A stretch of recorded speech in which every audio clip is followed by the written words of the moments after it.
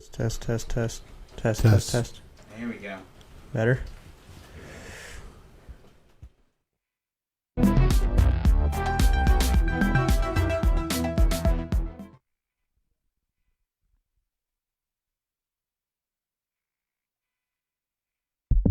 The views presented in this program are not meant to express the specific views of the S2EP4 Bible Fellowship.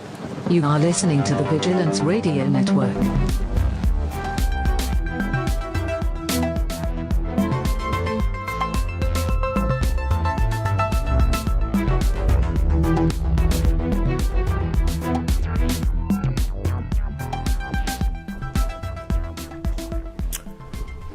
And we're officially live. Welcome back to Culture Insanity, podcast here at Aletheia Bible Fellowship. So welcome back to episode number 4 of season 2. Yeah, some things to talk about, some updates on some things we've already talked about that deserve some attention, considering it's the current what you call hot topic in culture. So yeah, some things that are on our docket this week. There's an article that I thought was interesting regarding the Captain Marvel movie, written by a female. That there were some interesting points I think it'd be fun to talk about. There was something in the news about Cardi B and talking about her past, and there's a question of well, there's certainly a question of morality there, but a question of maybe a double standard because she's a woman.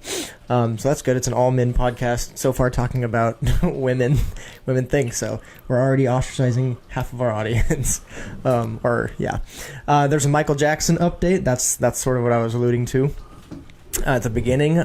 Just what's the current and latest news update on that. So if you're tired of the story, sorry, but that's what we do here. We talk about what's in the news and what's hot. So, well, I could self-identify as a woman okay. if you'd want me to. You could, and you'd be completely in line with what it is that you're allowed to do if you're non-believer. Yeah. Also, there's an update on the Jussie Smollett. Yeah, I don't know how you pronounce it. Smollett, I think. Case. And so the Michael Jackson thing and the Jussie Smollett thing, they sort of bleed into each other in terms of maybe the angle we're taking today. And then if we have time, maybe we address the Kanye West Sunday service, as he's calling it. So some red flags with that guy, whether they're not. So yeah, so there was a article written by a woman, just sort of a review, a different kind of review on the Captain Marvel movie. So for those that don't know, Captain Marvel, latest Marvel movie, strong superhero, gonna save the day in the next Avengers chapter. But it was sort of being advertised pretty blatantly as sort of like this strong feminist rallying call, I guess. I don't know, but there was everything that was being written about it leading up to it and after it. It's being touted as like the feminists' ideal movie. Finally, here's a character that's seemingly flawless. Maybe that's a different issue, but yeah. So all that. So it was generating a lot of buzz. Is my point. This person reviewed this movie, and she is like a self-proclaimed I don't know, feminist, I guess. She's been wanting to see a movie like this with a strong female character, but she writes it from a sort of an honest viewpoint, because I saw it and I think you saw it and you probably did not see it, I'm guessing. I did not. I think I saw a trailer for it. Yeah. Nice. And I personally thought it was kind of a boring movie. I don't know what your off the cuff review is of it, Josh. Yes. Yeah, just sort of. It was fine. It was fun. Non-compelling. It was fun, but non-compelling. I mostly got a kick out of seeing the technology they the technology flawlessly used to reduce the age of Sam Jackson and Clark Gregg, which they apparently like to do over there at the MCU. They've done it to several of their characters now. Oh yeah, Clark Gregg too. But anyways, so I'm just going to read a couple things from this article, and then maybe we'll pose the question. But so she's talking about the movie and breaking it down, and ultimately decides that though she wanted it to be like the movie that she can put on a pedestal, that all females can put on a pedestal, she had a hard time doing so. She says in reviewing the movie, that's when I realized that I've been doing the same thing for the last few years, not allowing myself to fully critique female-led films the same way I do their male-starring counterparts, trying so hard to force myself to like some of these movies more than I actually do. I think she was talking about being in the taxi after the movie, and she sort of was giving a very not passionate review to her taxi driver, and realizing that about herself. But because she was lying about it. She's like, oh yeah, it was great, but she was like lying.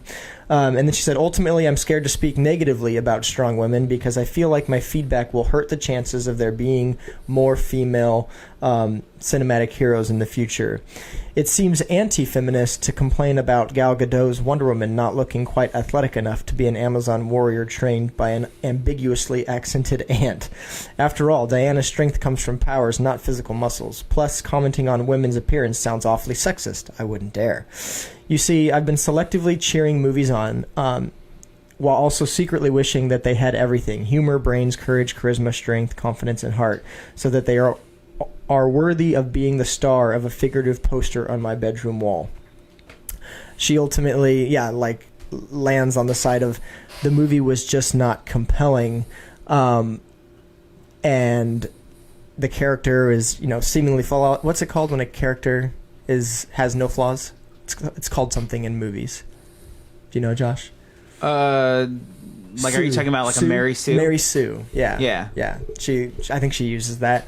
That it's not just that a character has no flaws. I'll look up the definition for you.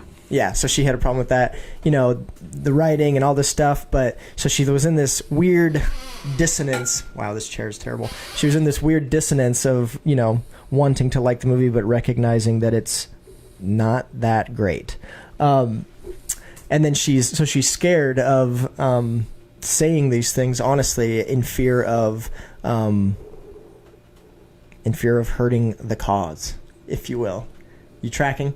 So then the question is there, I don't know if this is posed right, but is there a disparity in feminism and valid criticism? Or is it possible to have feminist ideals with valid criticism, or is there a real danger there, as she's suggesting? She's scared in her review, even though it's her honest review, because it might sort of damn the feminist movement.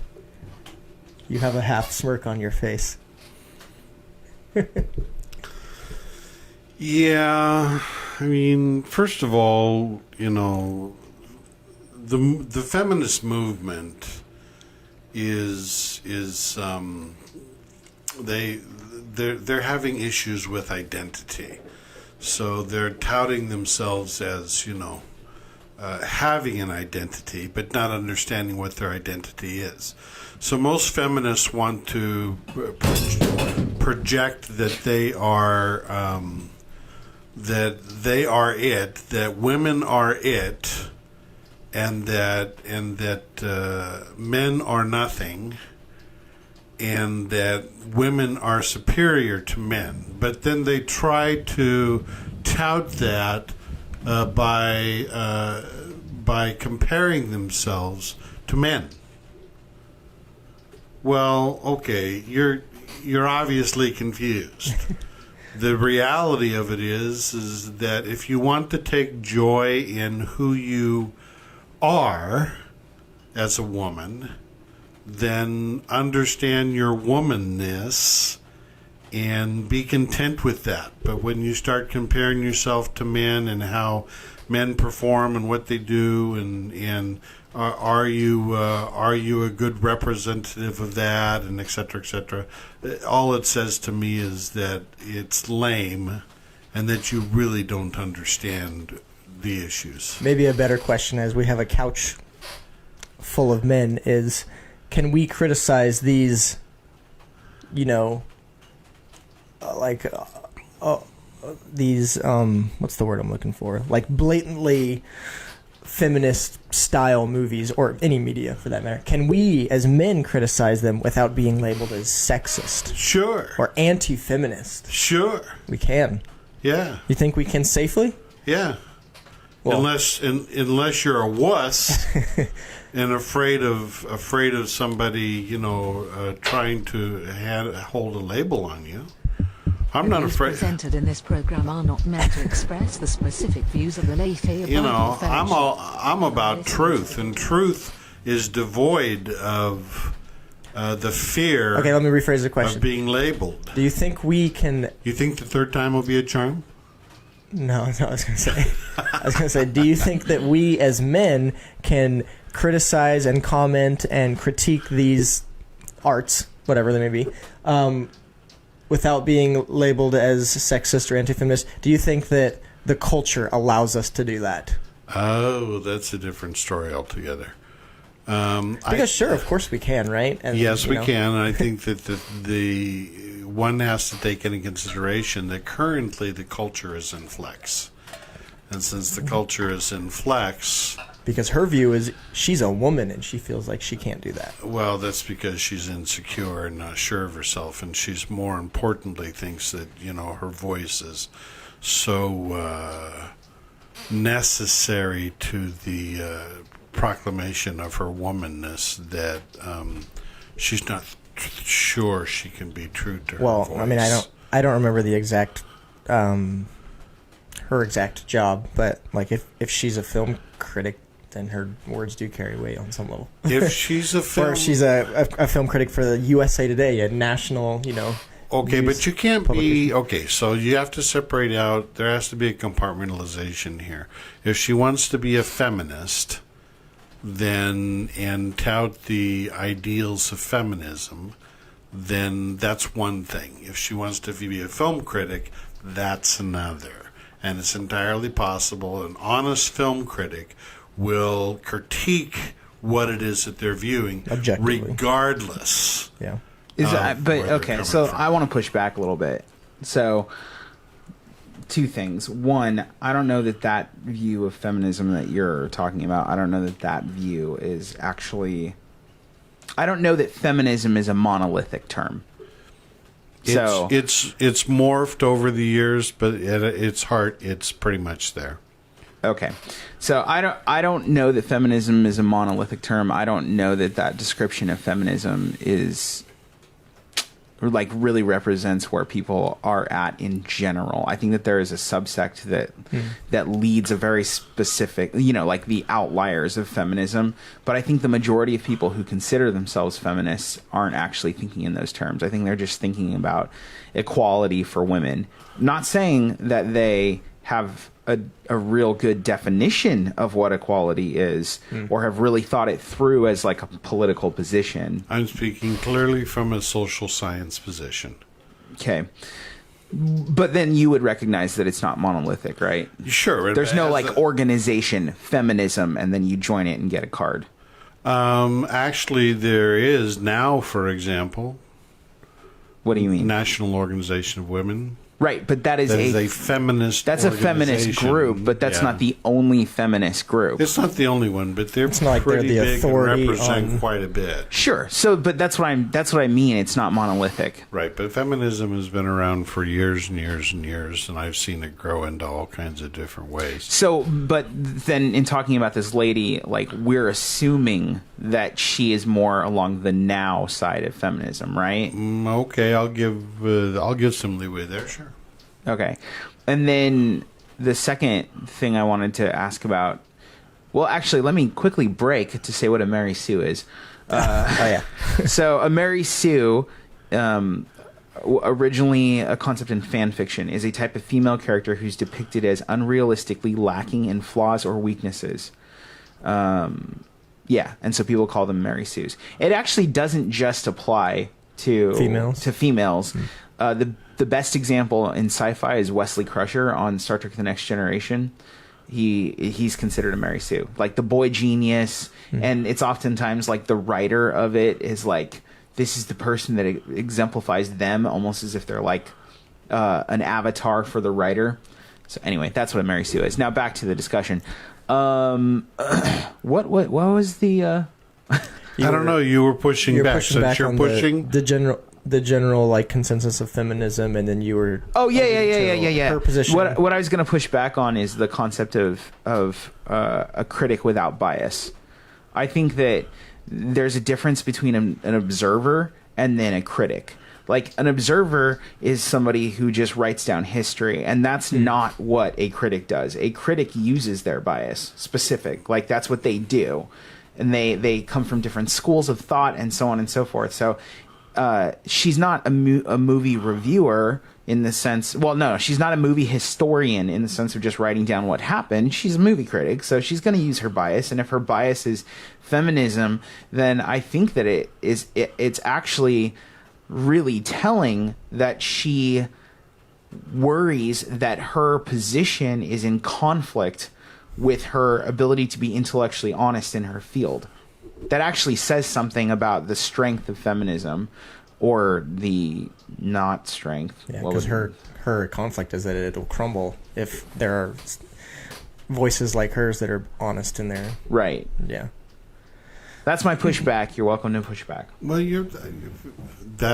now we're dealing in a realm of opinions. So what you just said doesn't contradict anything that I said. My belief is that the critic is not a historian. You're correct. A historian simply delineates facts about a particular deal. A critic is somebody who's going to look at the film and critique it, yes, coming from a particular angle.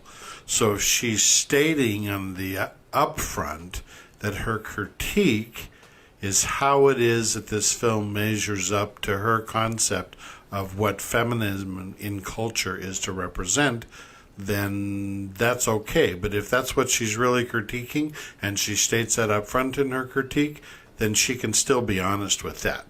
If, however, she's not being honest in how she approaches her critique, then she should feel guilty and ashamed. Well, I think that's what she's doing. I think she's saying that position is something she has to rethink because it's not allowing her to be an honest critic. She just to me it reminds she needs to man up. To me it's well, I'm confused on what you're saying. Are you saying that she should use her feministic viewpoint? Sure, if that's truly where she's coming from and she's critiquing it from that standpoint, then be honest in the assertion of the critique and say, I'm looking at this and critiquing it from this standpoint. Right, but she's saying that she feels like her position as a feminist doesn't allow her to be intellectually honest.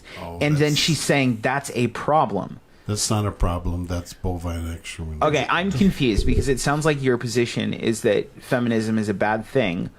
She's essentially saying that feminism is not allowing her to be intellectually honest and therefore is a weak position to hold.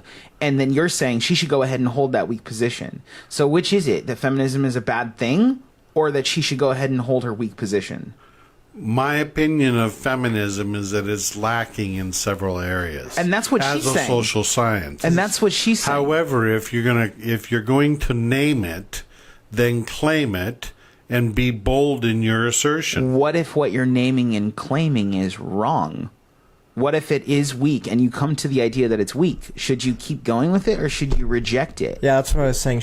It seems like she's at this sort of cognitive dissonance. Like she wants one thing, but she understands it as another. And she's like doing that meltdown live. Yeah, and to me it reeks of like the whole equality of outcome ideology. Like it has to be on par because it's a woman movie. It has to be on par with its counterparts, or else there's something wrong with society. Well, and that's what I was saying. Like what we're seeing is the outworking of intersectionality, right? Yeah. Not to get into that discussion, but let's go ahead and see how it connects. Well, no, you're definitely correct that what we're seeing in particular is we have an old school style of feminism coming out of the 50s into the 60s and what have you. Then we have the intersection of a culture that is the millennials and the X-gens and all of those that are now stepping into and trying to redefine what was before them. And her conflict is that she's in the middle of this redefinition of what was to what they want to be is, and it's normal inside of the changes that take place in subcultures within a culture, and it can also be traumatic in trying to figure out what is the position that you actually want to take. See, I don't view that as where it intersects. I'm just saying that it's, if you're going to take a position, own it. Yeah, but if the position is weak, then own the fact that your position's weak. Yeah, I agree with that too. But for me, that's not my struggle.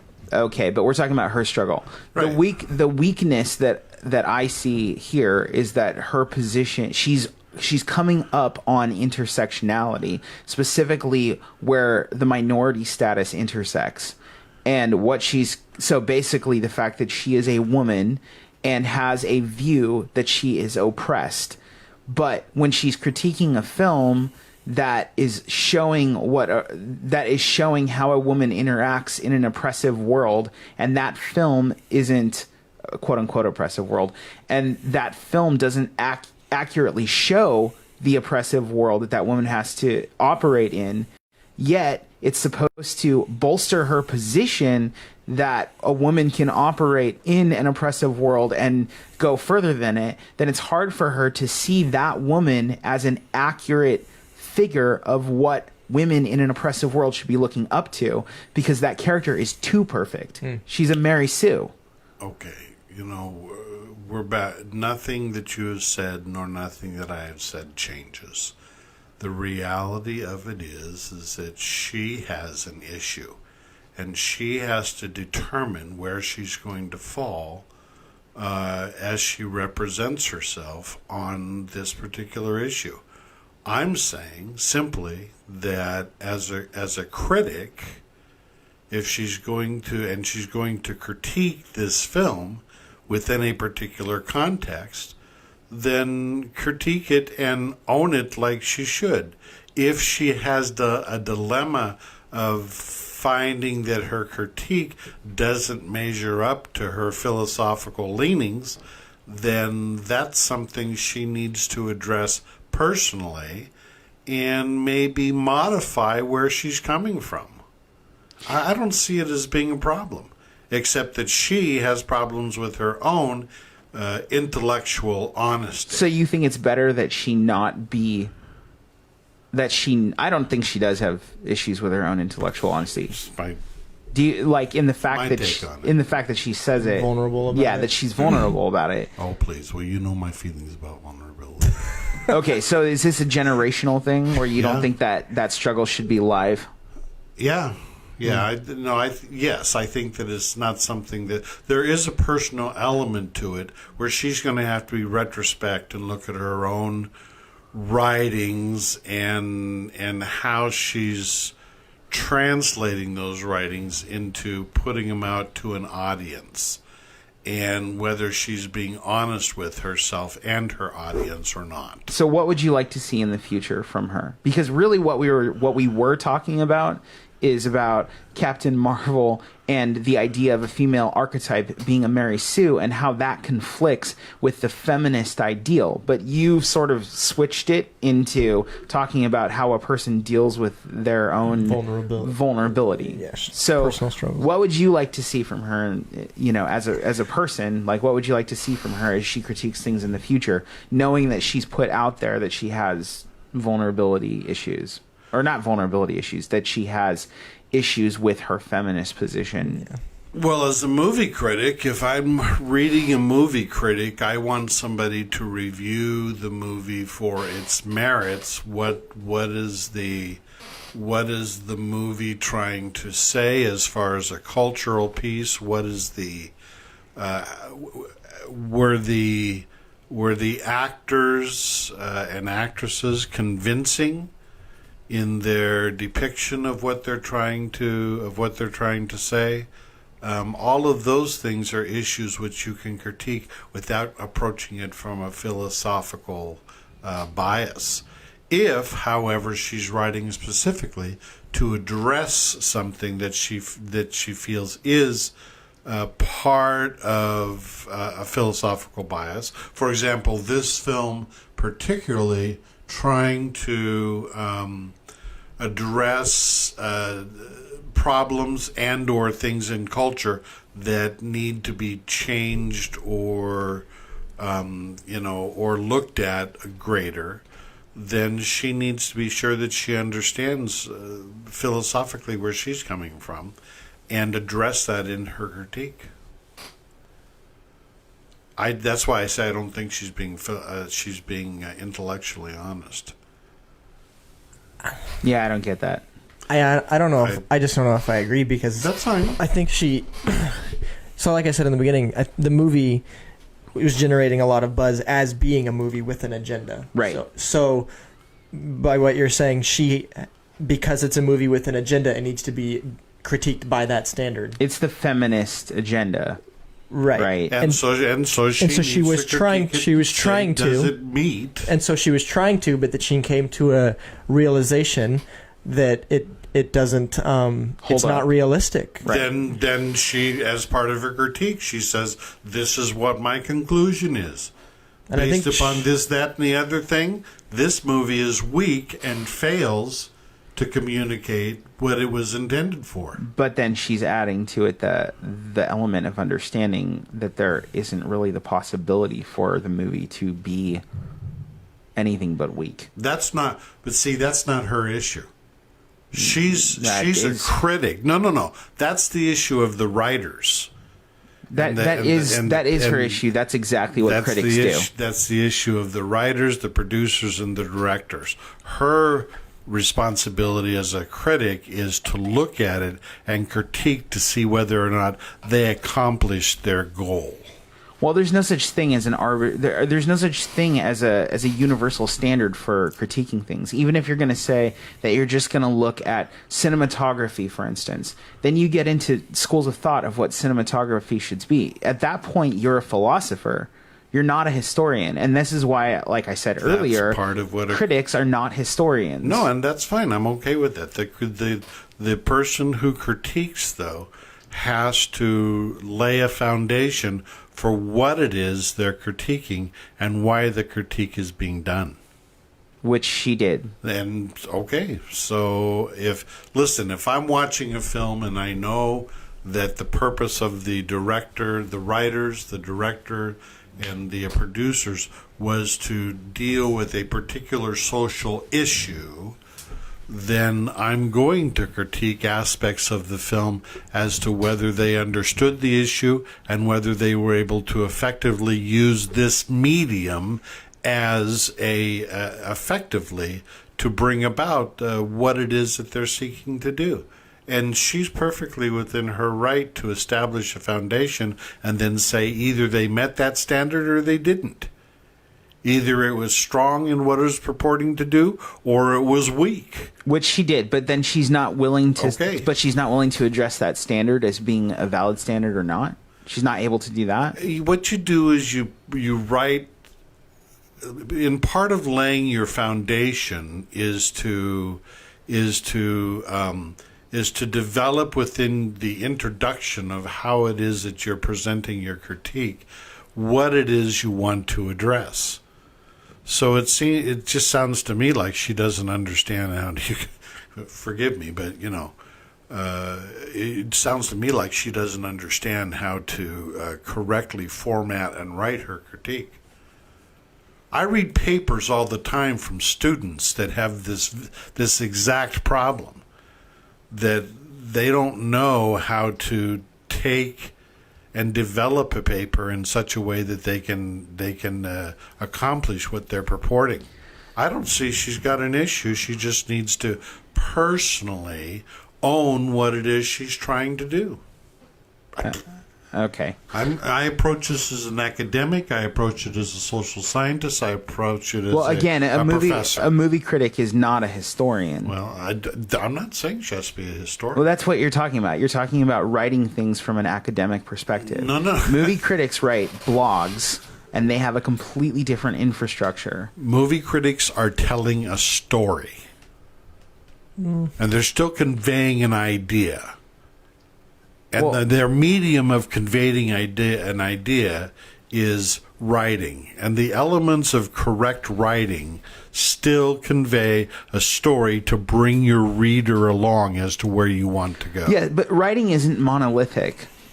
Again, we're talking like writing isn't a monolithic thing. It's an art form. There's all sorts of different types of writing. Mm-hmm. Well, in this case, and movie critics have a very particular style. Okay, good for them. Movie critics are opinion pieces. If the issue, Josh, is that she's uncomfortable with what it is that she's trying to do, then she needs to either own it or not. Okay. Let's move on. Did you post it, the article? No. I can share it with you so you have just quick access all right. to it. So that you guys decide for yourself. We'll post the article. Yeah, we'll post the article. Let's move on to the bigger topics because they'll probably take the rest of the time. But so Michael Jackson update. I posted the article to our thread, Josh. Okay. Michael Jackson update. So fill in the blanks because I'm sure we're tracking it a little bit better than me. But the director of Leaving Neverland, Dan Reed. Yeah, Dan Reed, which is the documentary that's out now on HBO. I think, yeah, HBO. Has come out and admitted to some discrepancies or time disparities in the allegations by one of the guys, Safechuck, I think was his last name. Whoops. Whoops. So some journalist or something, some guy that was, I think, part of the trial. Was he part of the trial? He's a biographer. Okay. And so he studied Michael Jackson. Okay. So he, was looking into things as it should have been done the entire time, which also I would remind the listeners was done during the trial. Went back and looked into, for example, it had to do with the train station, right? A train station. Right. So in his allegation and detail of alleged abuse on Michael Jackson, Safechuck talked about, in particular, a location where it took place several times, and this train station. Well, the guy, I don't know the guy's name that brought this information to light. He revealed that like the time frame from when the train station was being built to being finished or something of that nature doesn't jive with the allegation, basically, the long and short of it. And so the director came out and basically says, whoops, yeah, I missed that. And his whole narrative was derailed. Yeah, well, it definitely terrible. Yeah, for those that missed the pun, it definitely throws into question what was already there, in our opinion, I think, which is just the validity, the lack of evidence, the one-sided narrative. Mm-hmm. Mm-hmm. So, yeah, there's that. So, what's the question? What do we trust? Well, it's just a continuing, update in that saga of what happens. Like, where are we? Where are we in terms of trusting anything? And it's the same thing. Like, it's kind of across the board with the whole fake news. I don't want to get Pastor Monty riled up anymore, but Mueller reports. But yeah, like we look at, we look at that. Like we've been being told in the news for the last 2 years that there was collusion with Russia. And then they do the report, and it doesn't show any collusion. Oh, well, then it must have been. And it's the same. It's the same thing with Michael Jackson. You know, we have previous reports, and old information is being brought up, and fake things are being brought up about Michael Jackson. That's being released as if it's new and is being spun a certain way. But you know, it's not new evidence. There isn't new anything, and that's a problem. Like, it's a problem. And the thing that gets me is that Dan Reed, his response to it is basically oh, well, the narrative is still intact. Oh, really? I missed that part. So he admits that there's a discrepancy, but also says that doesn't change anything. Yeah. Huh? Right. No, because he's coming from a world of subjective reality. Here's what he says. Yeah. Okay. There seems to be no doubt about the station date. The date they have wrong is the end of the abuse. So basically, in the narrative, the abuse stopped when he was 14, which was before the train station was made.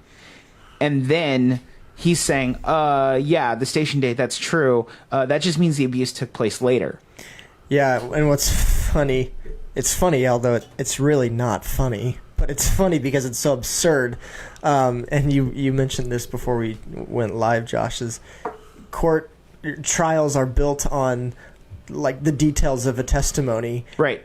And so now we're at a point of, you know, the details are not remembered the right way or whatever, but they're wanting their testimony to remain intact. And it's like, that's not how it works. Right. Like, Exactly. You don't get to claim that, oh yeah, the details are cloudy, but still, yeah, here's this, you know. Yeah, well, like, in a court of law, like remembering details about where a house was in particular, or how a room was set up, or those things are very, very important to getting a conviction. Mm-hmm. And you know, those things aren't there. Then again, having a trial by jury, being able to face your accusers, having actual evidence, having you know, all of those things are a part of making somebody guilty, and none of those things are present here. Mm-hmm. There's a lot of evidence. Like, let me just give you like a little tiny piece of evidence that has been blown out of the water. I've seen a lot about Michael Jackson's porn collection lately,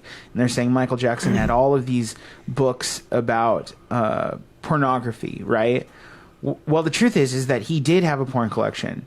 However, his porn collection is all adult porn that is heterosexual, not homosexual, and the material that he did have that had children depicted in it was not sexual material.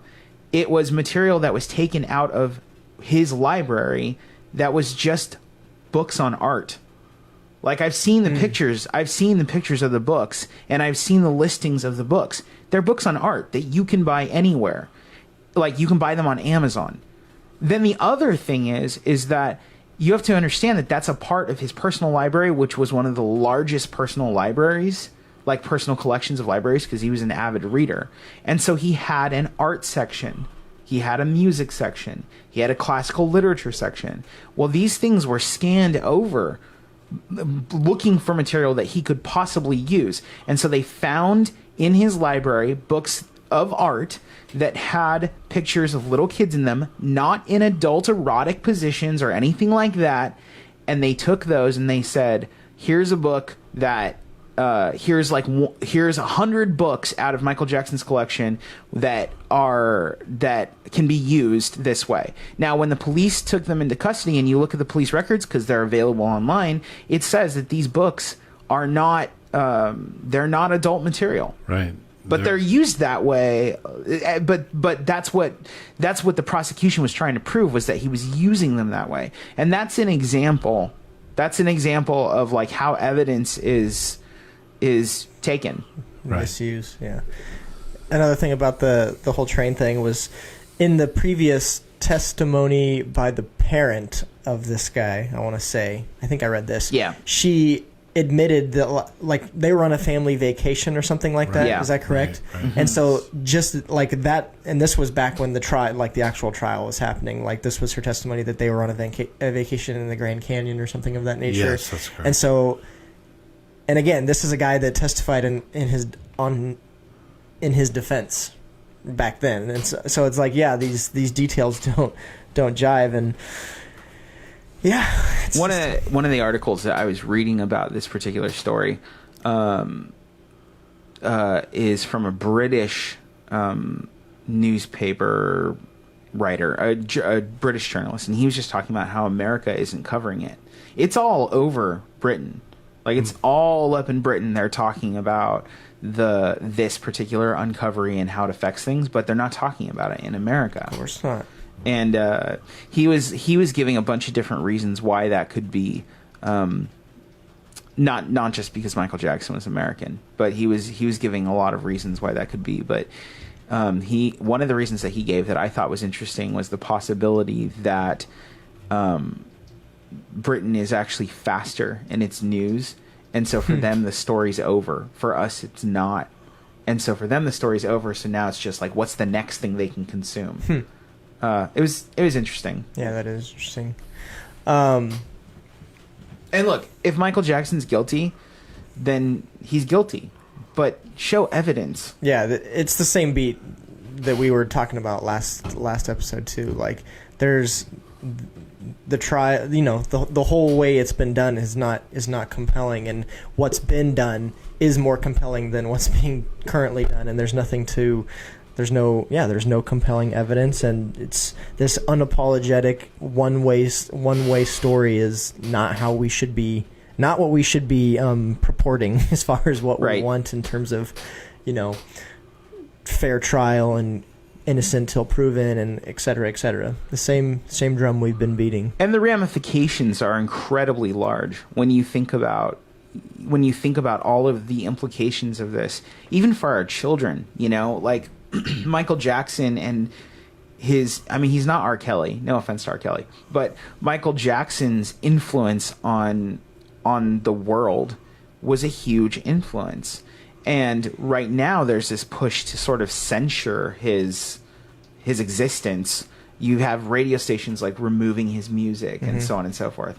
I've been hoping that actually will bring his record sales down, and then they'll be cheaper to buy. But they haven't. They've actually stayed steady. But in any case, that's a huge problem. So I think about that for my children, and I think, like, how are they going to understand the world when people are guilty just because someone said so? Somebody said so. But that is again, talking about cultural shift, that is the battle that is going around right now in American culture in particular. But that is the battle which is going on. Yeah, I was asking my brother when this came out, a week ago or a week and a half, whatever it was. I was like, "Hey, have you heard the latest in the blah blah blah?" And he's like, "Dude, I'm so over it. I don't care. It doesn't affect me." He's British. He's British, right? No, he's not British.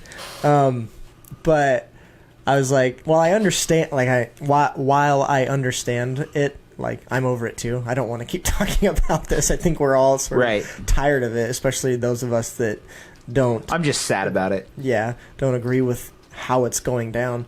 But because I think he said, like, it doesn't really affect me, and I challenged him on that. Well, it doesn't. It doesn't affect him now, directly. but it very much could in the future affect him when anybody can make any accusation they want without any backing, and/or we move into the minority report scheme of things in our society, where you convict somebody based upon something that hasn't happened that maybe will happen in the future. You meant Minority Report in the precognitive pop culture sense. Yes.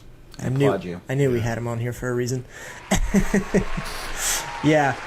I think my and we're headed that direction, which is scary. So the person who says, "Well, that really doesn't, that doesn't affect me." Well, it happened with the Liam Neeson thing. Here's something that I didn't do, but maybe there was a reality in which I would have done it, or something like that. Right, and exactly. Like, and within the last within the last year and a half or so, there have been major shakeups at all of the networks. Coming exactly from this type of thing, that people make wild assertions and then you have to spend hundreds of thousands of dollars trying to say no, that's not reality. I think with the only one that really stands out to me that was bad was the Roseanne Barr one. The rest of them, there was actually evidence. Well, Roseanne Barr was an interpretation. No, on Fox there were several anchors that got sacked. In fact, one anchor's child committed suicide because they couldn't take the pressure. That's really sad. That was being exerted. Yeah, and you know, Bill O'Reilly, he had a show for 20 years, which was very, very on top of things, and he just said, I'm not putting up with this. They bought him out for something like, I don't know, $23 million or something like that. But when you talk to him about it, he said, you know what, I'm not going to fight this. Yeah, this is ridiculous. I'm not going to fight this. But that's what we see happening in what's been going on with President Trump and the last 2 years and all that. They're looking for a crime and throwing a narrative out there, hoping that narrative will stick, even though it doesn't meet reality. Well, and there's the difficulty, right? Is Dan Reed's response? Mm-hmm. That's the difficulty. Is you're right, it didn't stick, so now we'll just conveniently change the narrative and you're still guilty. Yeah, exactly. And that is what's happening, by the way, with President Trump, is now they're trying to change the narrative because they will not let go of their narrative, even though the facts just slap them across the face. What I would like is, I'd like for someone to say sorry. That's, like... Well, that's the other thing, they don't say sorry. I mean in a meaningful way, not just say it. But that's what I'd like. I get this person really is guilty. The narrative does change, right? I get that, and I get some of the comments that have come with the narrative change in the Michael Jackson situation, where they're saying, okay, but victims have a hard time remembering things, right? I understand that. I have experienced that as a pastor. That being said, where is the we were wrong? Even just to say like you can say this is still a truth. This evidence doesn't lead up, like this evidence shouldn't have been used that way. This was bad journalism. This is still a truth, and we're going to find new evidence toward that. You know what I mean? Yeah. There needs to be something. There needs to be an accountability for it. Just sweep it under the rug as if it didn't happen. Right. There's no journalistic honesty. There's limited journalistic honesty any longer. Yeah, and that's what I'm saying. There needs to be that sort of honesty, and I'm not really sure what to do with it. I mean, we're basically, and we've talked about this before, but approaching a very McCarthyistic era. So very dangerous. Culturally, very dangerous. Mm-hmm. Hey, we're at 51 minutes right now. Wow. I know. Are we going to play the game? Not today? Not today. We only have 10 minutes left. Have you guys been tracking the Jussie Smollett thing? Oh, sure. Yeah. So, I'm a little bit personally confused on where that's at because of different accusations being thrown around of what happened, how something played out. But it seems like the waters are really muddy there too in terms of what's true, what's not true, what happened. Last I heard, he was being sued by Chicago. Yeah, the city of Chicago, and Chicago being told offered to pay for the whole investigation. Yeah, Chicago basically said, look,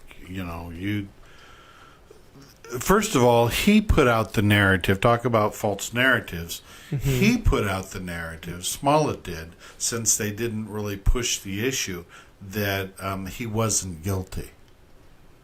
And the truth of the matter is that, the prosecutor allowed the charges not to go forward simply because, well, she's under investigation now. Fox is under the woman is. She under potentially got paid now. out or something like that. Well, she was That's influenced. what I heard. She was influenced by the press secretary of Michelle Obama. Right, that's what I heard. And so there is possible stuff going on the federal level as far as that's concerned. But he's putting out the narrative that he didn't do anything wrong and he's innocent, and the fact that they didn't pursue anything meant that he was innocent.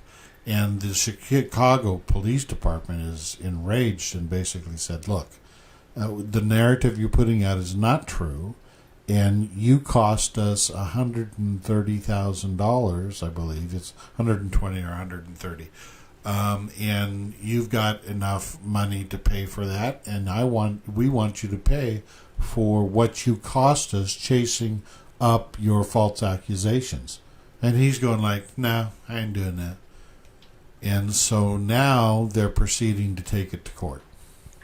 Well, and they're suing him. Well, talk about the waters being muddy, though, and I posted a timeline of events from the Chicago Tribune. Because we're talking about, the need for, the justice system rather than, the public jury or whatever. Doesn't that muddy the waters if this is true?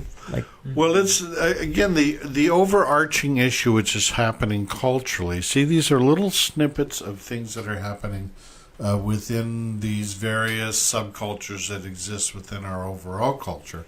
The overall cultural issue here is it's becoming very clear that our justice system is having issues because it appears that there's a double standard for how it is that people with influence and wealth and how they're treated in instances, and then how the common person would be treated.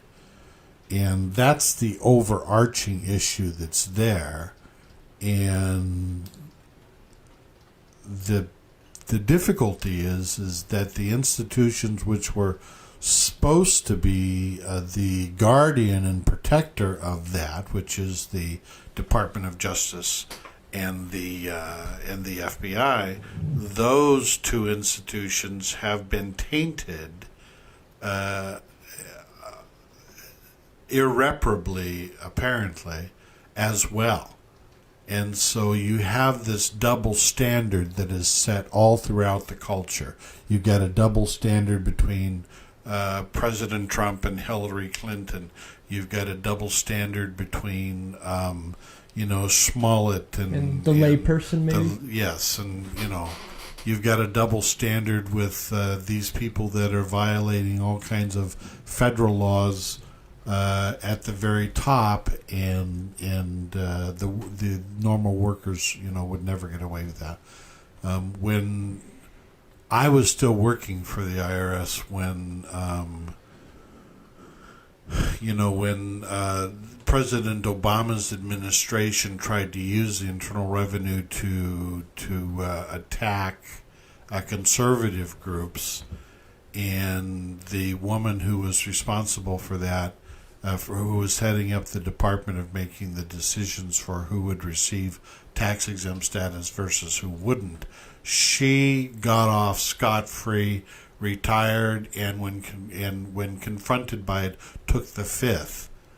As an employee of the Internal Revenue, I was constantly under scrutiny to make sure that I handled money correctly, didn't influence people incorrectly, and I could have been brought up on charges and lost my job. In fact, I was at one time accused of doing something that I didn't do, and went through that whole process of being brought up under suspicion and going through a process to get my name cleared. And yet we see these higher ups that just go off and they're not even touched. But wouldn't you say that I mean, so for all the Jussie Smollett's, there's also the President Trumps and the Michael Jacksons, the really affluent people. Like, I don't know that it is like the Eloy and the Morlocks here, where it's like the upper and the lower. You're welcome. The upper and the lower class of society. I don't know that classism really exists anymore. In that vein. Certainly there's poverty and I'm not talking about necessarily a class. I'm talking about people that are in positions of power and influence, though, get away with a whole lot more than I feel like they always have. To a degree, yes, but supposedly that's exactly why they're called having power. But supposedly in our society, that's not supposed to exist.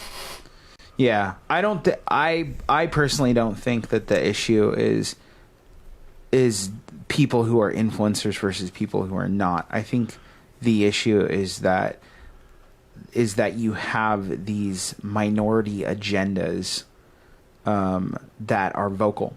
It's people who Yep. who are able to use technology and who are able to use the stream of subjective reality in order to get whatever target they want to. So you could be the most influential person on the planet, arguably, like President Trump. And if you are a vocal minority who knows how to use technology, then you can rally the masses against that person. The issue with Jussie Smollett, in my opinion, has more to do with the fact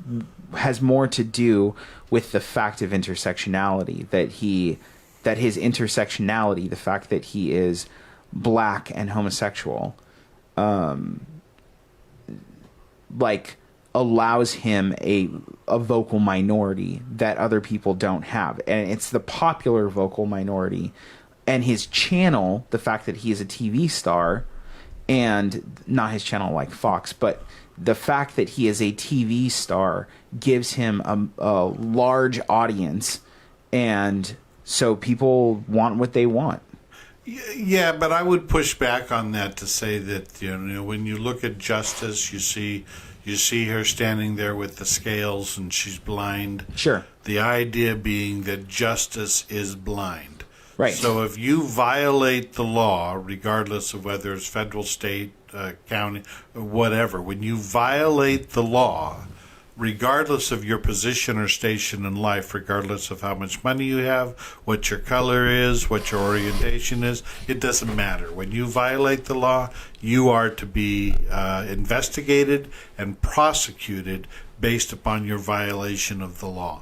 And what we see happening clearly is that there are people in positions of influence who are not being prosecuted and are clearly violating the law. But there are people who are in positions of influence who are being prosecuted, and even when there's no evidence to stack up against them. Not as many as should be. Okay, but what I'm saying is that isn't the issue. To me, that is the issue. And the issue isn't that Justice is blind. The issue is that Justice is greedy. Mm. That's the thing. A blind person can hold those scales and know which side is tipping. And that's the issue, is that Justice is greedy now, because Justice is subjective and not objective. So she doesn't judge by the standard of what is objective. She judges by the standard of what's going to make her the most money, even if she's blind. So it may not be that she sees somebody and is like, oh, that's ugly, or I didn't see this crime, but whatever side is giving her money, that's the side she's going to go towards. Certainly there's an element there. And I think that's where we're at. And that's the difficulty that's there currently. Again, massive social upheaval. It's the subjective nature of things. Yes. So how's the common person supposed to deal with that? You have the Michael Jackson thing, you have the Jussie Smollett thing, and it seemingly muddying the waters of the justice system, because on one hand we're saying you need to trust the justice system. Look at what's been done for several year trial, investigation, et cetera, et cetera. Now there's a new accusation based on nothing, doesn't want to be held to the same scrutiny. But then you have the Jussie Smollett thing, and it's the whatever the impression is that someone was influenced, and now a narrative, and then he's presenting a narrative. So how's the common person supposed to deal with that? So I think the logical position is to mistrust what institution that you put your trust in. I think that that's how the common person should deal with it. Yeah. I'd like to say that that's not the case. I, as a Christian, believe that we should view God's... we should view the hand of God in the hand of the government.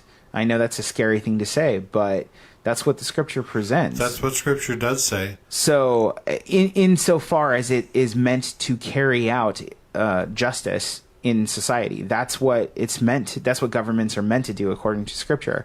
So this is not to say that governments can't be corrupt. They certainly can.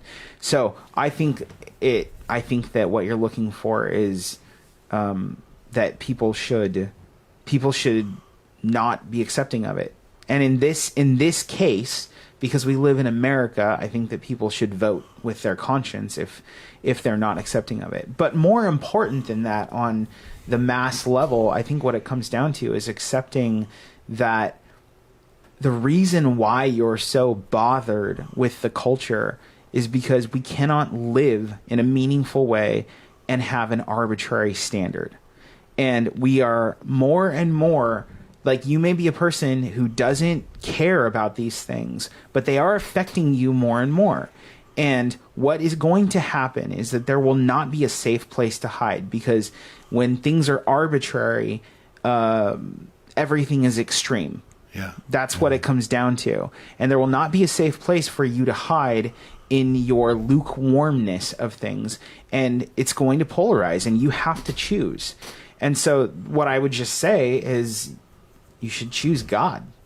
Like, that's really what it comes down to, because God provides us a standard. Like, as Christians, God provides us a standard where we don't have to be ashamed of the philosophy that we have.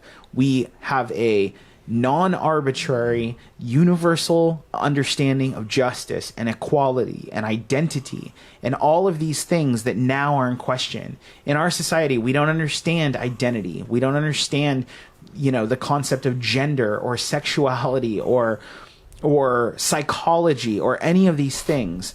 We don't understand these things. We don't understand what makes us who we are, where we came from, so on and so forth. But the Scripture actually provides us those things so that we don't have to waste our time arguing about understanding them. And so if you can't have an external ethic, then you should have an internal ethic. And that internal ethic then will give you the peace that you desire, and then can make its way into the outside world. And that might be something that you may not understand. But let me just tell you from history, Christianity is a persecuted philosophy. It was persecuted when it was born into reality in the first century, and it is still persecuted all over the world. And there's a reason why Christianity thrived when it was under persecution in Rome. We may not be under persecution right now, like in America, although that's arguable. Yeah. But... like, we may not be being burned on crosses in order to light the streets like what Nero did. Or like it is in China. Right. Well, they're not burned on crosses to light the streets, but they're persecuted. Yeah. But that being said, even if we were, Christianity would still thrive if you look at the history records. And those people that died, they died in peace. And that's the thing. So you can't hide... like, as we go on further and further, you can't hide in your secret personal objections anymore, because everything you do is under scrutiny and it's an arbitrary standard. So I say, swing. That's what I say. Swing away. Wow. And I don't disagree with that. Yes, Scripture comes, you're exactly correct, Josh. Scripture comes to the position that, first of all, to understand that as believers, as disciples of Christ, we should be living a particular way in order to bring honor to God. Normally, unless you have an overt issue coming up, the types of things that, say, Jay Sekulo's organization comes up where people are violating your rights, normally you can live in such a fashion, and you should live in such a fashion, that you're not going around breaking laws. Okay, so that's right. That's the normal. But there is enough stuff out there going on that you need to educate yourself of what the law says and how it should be applied, so that you don't run into issues when things come up. For example, when somebody comes to your door and demands to come into your home, the police officer will say, "Can I come into your house?" Your response should be, "Sure, let me open the door and let you in." No, at least in America, your response should be, "Not without a search warrant."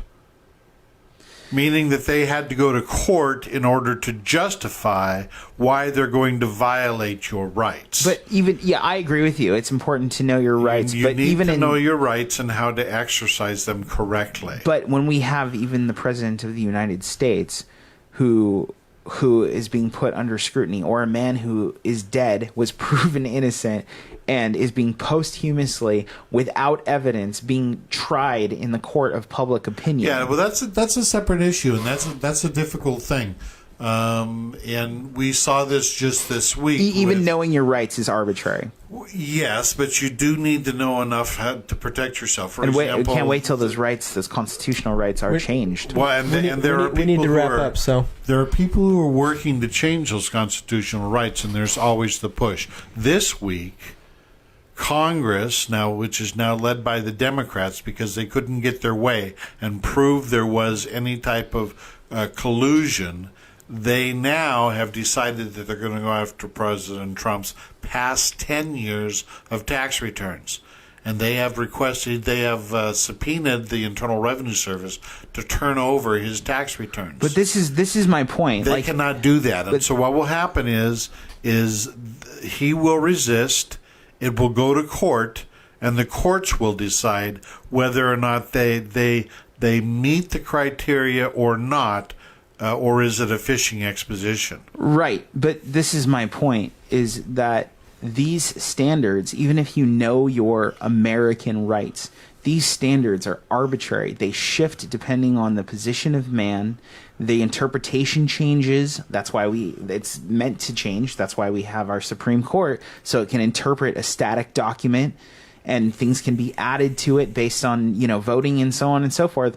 These things are arbitrary. I don't disagree. I'm just saying. And so you need to know your rights. You need to know your rights, but even then they won't protect you.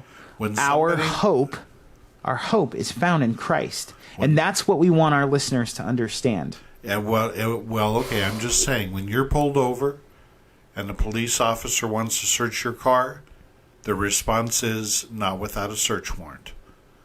If you're carrying a weapon in the state of Oregon is an open carry state, and if you're carrying a weapon in public and people call in and say, "I'm afraid because this person's walking down the street carrying a weapon," and you're stopped by the police, your response to the police is, "This is an open carry state and I'm doing nothing illegal and you have no right to stop me." You have to know what the laws are in order to protect yourself. But what I'm saying is the laws won't protect you. CYA, cover your own. Wow.